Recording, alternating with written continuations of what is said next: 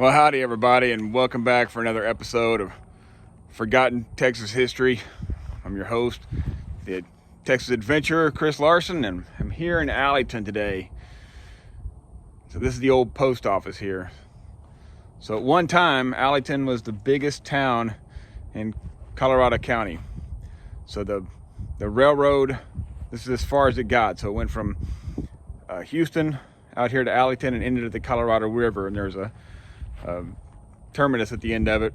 So during the Civil War, all the cotton that was being shipped to Mexico had to come through Alleyton, and they put it on a ferry and got it across the river, and then they shipped it down south to Mexico to get around the Union blockade.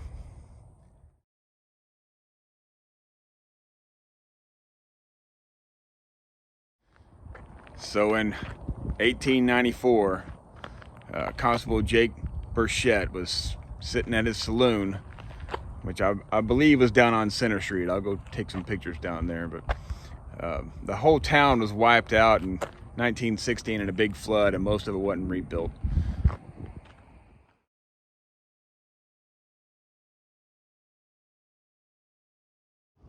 But in 1894, like I said, Jake Burchett was sitting in his saloon minding his own business, and a man named Tuck Hoover walked in and said, "Jake, I hear you've been threatening to kill me."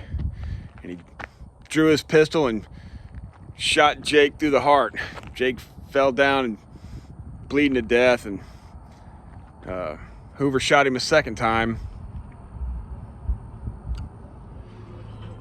So then Tuck walked out to his horse and climbed on his horse and shot him a third time while he was laying there on the ground bleeding to death, just to make sure he was good and dead, I guess. And so then he rode his horse into Columbus and gave himself up to the sheriff there, who was Sam Reese at the time, and went to trial, and he was given 20 years in prison for the murder. But then in the appeals court reversed the decision.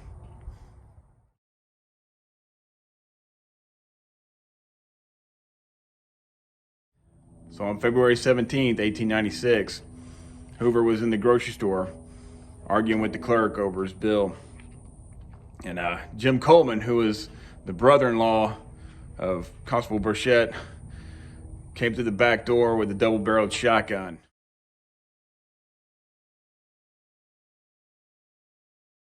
One barrel was full of buckshot and the other barrel was full of birdshot, and he shot him with the buckshot in the chest.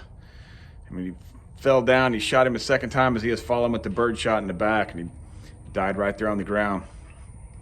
So the grocery store was next door to the saloon where he had killed Burchett, so he died like 30 feet away from where he'd killed the other man. So Jim Coleman rode into Columbus also and gave himself up to Sam Reese, the sheriff, but when he went to trial, the case was dismissed on a technicality, so he never faced justice for the killing. So if you like my content, please like, share, and subscribe, and y'all keep exploring Texas.